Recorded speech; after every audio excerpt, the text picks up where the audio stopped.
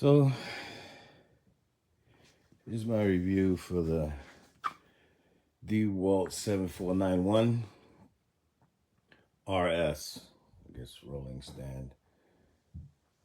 And this is my second saw. Sent the first one back, and the second one does the same thing. And I've had numerous amount of tools throughout the years, and this just doesn't seem right to me. And I'll show you what I'm talking about.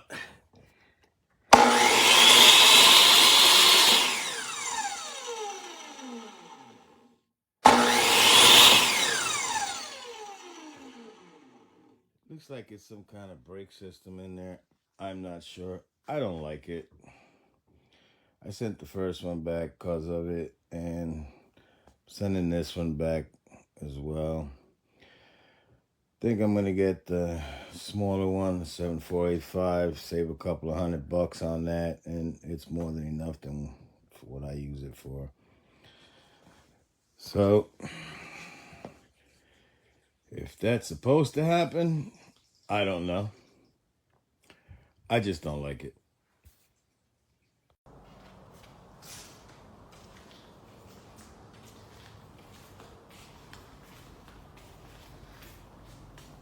Boom! Mind blown.